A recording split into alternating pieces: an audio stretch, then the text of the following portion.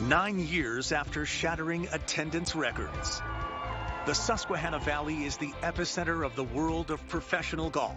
Once again, very much excited about the buzz in the community. The top golfers on earth descend onto the Lancaster Country Club. These players expect the Women's Open to be a tough test of golf. But who will take home the coveted U.S. Women's Open trophy?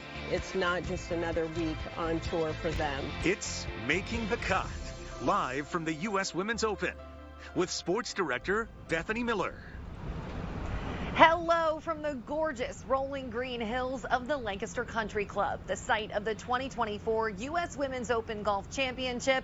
The temperature at a fever pitch out at the course after round 2 continues on today, tonight, and throughout the weekend. There's still a whole lot of golf left to play. I'm WGAL Sports Director Bethany Miller. Thank you so much for joining us for Making the Cut. For the next 30 minutes, we're going to be taking you from the back nine to the grandstands with what this tournament means in the big picture of the LPGA schedule and for the fans flocking from all across the country to experience it. I'm joined out here at the club by Barbara Barr and Jacob Hall, who both have their own stories to tell about the caliber of athletes out on the greens and the impact this weekend will have on the Red Rose City. But first, as I mentioned, the first 2 rounds at the tournament have been action-packed on this tough course. Round 2 wrapping up currently out on the course, and we've got some early leaders. Let's take a look. We've got American Andrea Lee and Wakani Michai tied for first at 3 under. Minji Lee, Yuka Sasso are tied for third with 1 under apiece. And how about this? 15-year-old Astris Talley, the youngest competitor in the Open. She's tied for 7th at 1 over par. I feel like my expectations were to at least make the cut. That's what I wanted to do. And then if I achieved that, I wanted to get low amateur. But I feel like that's still achievable even after today's round. And I feel like I'm doing what I want so far, and I'm really happy with where I am. I felt like the scores were not going to be super low when I was playing the practice rounds, because I thought when I was playing the practice rounds, it was already hard and it would only get harder because of the stress of the tournament. Obviously, tournament mode is different too when you're just playing a practice round. So I'm definitely not surprised. My mindset was just focus on every shot, not to look too far ahead, and just enjoy playing golf. But what may be most shocking of all, number 1 ranked Nelly Korda struggling to stay above the cut. Now, she really needed a miracle today. She struggled during round 1, falling to 10 over par. Today, she's currently on hole 18 at 9 over. She'll need to play nearly perfect golf, if not better, to make it to the weekend. We'll keep you updated on Nelly's status as this special continues. Well, here's what the ladies are playing for. The largest purse in history, $12 million split among the winner and the top finishers. That's compared to just about a $4 million purse in 2015. Well, Jacob Hall leads off our coverage tonight. And Jacob, there are over 100 golfers trying to make the cut here at the Open, and it seems no matter the age, everyone is aiming to make a name for themselves out on the course. That's one of the unique things about this tournament, that someone like 15-year-old Astris Talley can compete in the same field as Brittany Lang, who is playing in the U.S. Women's Open for the 20th consecutive year. This week at the U.S. Women's Open at the Lancaster Country Club, LPGA Tour veteran Brittany Lang is competing in her 20th consecutive U.S. Women's Open, the longest active streak at this major championship. Extremely proud, grateful, thankful, because to be able to play in a tournament like this is it's a big treat. Lang made her Women's Open debut at the age of 18, which is 3 years older than the youngest person in this year's field, Astris Talley, who is still a freshman in high school. It's unbelievable, of course. I've wanted to qualify forever now. I feel like I've tried to qualify for 3 years and it never worked out. And, it's just amazing to be here for the first time, and I hope it's one of many. Despite competing in the premier championship in women's golf at a young age, Talley says she is treating it like any other tournament. After shooting even par in round 1 and a 1 over 71 in round 2, she's put herself in position to make the cut and be in contention to win the tournament this weekend. It's just another day of golf, and I feel like if I keep that mindset for the whole week, it won't really affect me. But I feel like if I just put in the same work as I usually do like any other tournament. It's just the same for me, and I feel like it won't really get to me as much. In recent years, the sport of women's golf has grown in popularity, and one example of that is girls are picking up the sport at a younger age. And this year's U.S. Women's Open, there are 21 amateur players in the field. They're so ready to be out here, you know, they're just so sharp and confident. And I don't know what that speaks to, but I just think whatever we're doing, trying to grow the women's game, is going in such a good direction. Again, Astris has won over through the first 36 holes, which, Bethany, that's a great spot to be in for someone who is still a freshman in high school. I'd say so, Jacob. Thank you so much. Well, last time this championship was held here in 2015, South Korea's In-ji Chun took home the victory. It was her first major championship win. And coming back to South Central Pennsylvania this year, it's more than just a simple return to her old stomping grounds. She's become kind of Lancaster's sweetheart. News 8's Barbara Barr was there back in 2015. And Barb, even 9 years later, her connection to this community has only grown stronger. Yes, Bethany. In-ji Chun endeared herself to the galleries back in 2015 through her play and her personality. And since then, she's developed a connection with this community that extends well beyond the golf course.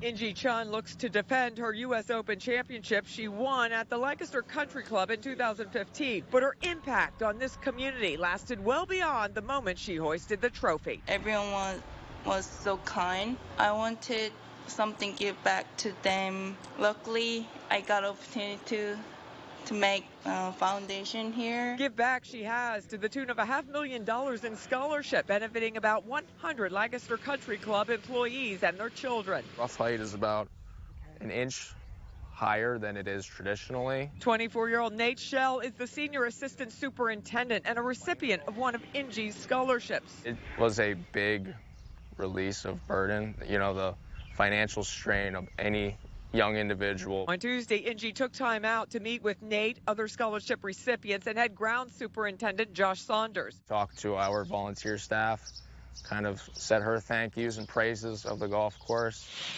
The scholarships from In-ji's foundation helped Shell obtain a degree in turf science from Penn State and a master's in business administration from Westchester. And this was my career and passion to begin with. And this just helped fuel my desire to continue education.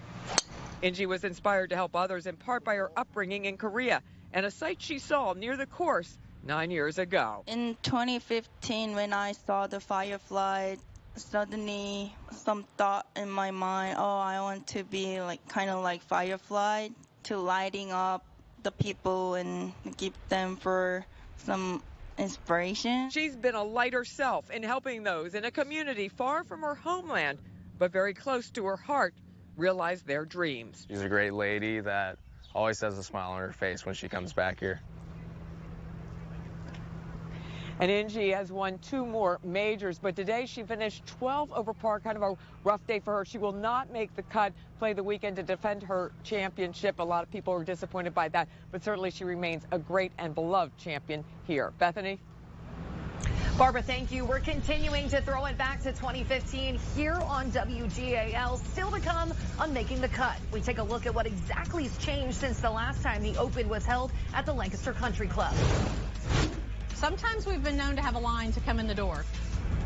From polos to hats to everything in between, it is all on sale here at the U.S. Women's Open. Retired Chief Meteorologist Joe Calhoun takes us to the merch stand to see what's for sale.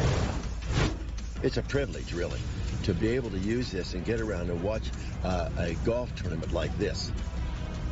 Getting fans from all walks of life inside the country club. The changes made to the course this year to allow even more people to get in on the action. All that and more as Making the Cut continues here on WGAL. Don't go anywhere.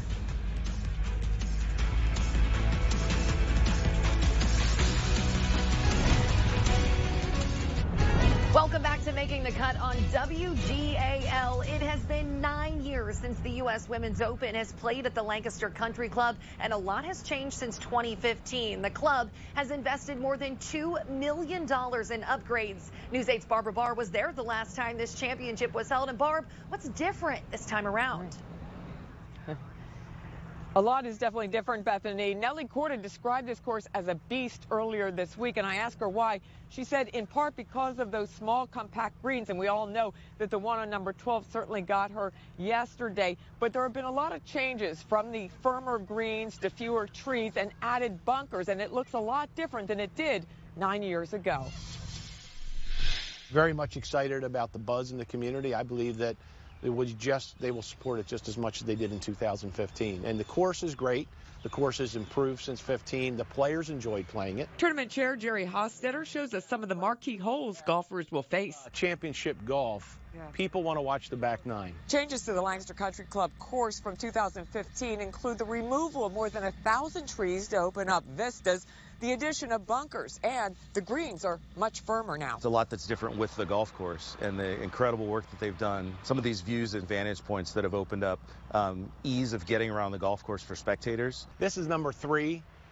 There was a lot of trees on both sides, but now the view and the vista is so much prettier. There's another factor that went into the decision to remove trees. Grass won't grow in shade, so you need sunshine. And removing trees strategically allow healthy grass, healthy turf, much better playable conditions. There's also a new area for fans to watch, the Penn Club, if you want to pay for the perks. It's all included, F&B. This is a new idea that we started this year. It's our highest end, all-inclusive ticket package. You can really see 5 holes of golf from standing right here where I am in one spot. And 12 was one of those holes that we toured when we took that tour and looked at some of the changes, and it has certainly been a monster this week. But this is open golf. It's supposed to be a tough test, and the golfers really have had no complaints. Par is a great score here at the Lancaster Country Club, certainly this week and weekend. Bethany? Barb, great work. Thank you so much. Making the Cut. We'll be back after this. Welcome back to Making the Cut on WGAL. It has been a wild week here at the Lancaster Country Club, from storms delaying play to top golfers struggling to stay afloat. And here to talk about it all is Julia Pine from the USGA. Thank you so much for joining me. Of course, thanks for having me. For fans who have not experienced this yet, and I've been here all week, this is a well-oiled machine. Thank you. Such a great product you guys have put together. What made you choose the Lancaster Country Club to return to? Absolutely. I mean, first and foremost, we had such a great experience here in 2015. I mean, this community really embraces this championship. I mean, we've heard it said it's like the Olympics here, and we love that. So the community is why we came back. The golf course is why we came back. I mean, the players have said it all week. This is a true championship test. And with that being said, it has proven to be a tough course already. Does it surprise you a little bit about how low these scores are when speaking with the golfers? I don't think so. We knew that this course was going to play really hard. This is the one week of the year that the players want that. You know, Angel Yin, she's been playing in USGA events for almost a decade. She said, we want it hard this one week. If we wanted it to be easy, we'd be out playing on the mini tours. But when we come to a USGA event, we expect that true test that tests us physically, mentally. And with that being said, Nelly Korda is currently, a little below that cut line. We're waiting to see what she does there. But with that being said, you watch the world's #1 golfer shoot a 10 over on day one, but you see somebody like 15-year-old Astrid Talley, who is now 1 over, and she's tied for 7th. How cool does that make this storyline going into the weekend? It's about openness, first and foremost. That is the U.S. Open, and so someone like Astrid can qualify in and play with their idols. We hear even the professionals like Lexi Thompson, it's her last U.S. Open. She remembers her first as an amateur, teeing it up next to her idols on the driving range or playing practice rounds with them. That's the experience Astrid is having this week, and that's the experience Nelly had in an amateur 10 years ago at her first Women's Open. But yeah, tough hole for her yesterday. She's fighting back. Of course. And I just want to wrap it up real quick by saying you see all these little girls coming to this tournament and watching their heroes play on the course. How inspiring is it for people like me and you to watch them sort of look up to their heroes and be able to see it and bring it all here to Lancaster? Yeah, I mean, we partner with the LPGA on the USGA LPGA Girls Golf Foundation, and we say little girls, big dreams, and you see that in action here. Women's sports is having a moment, whether it be soccer or basketball, what we're seeing with Caitlin Clark,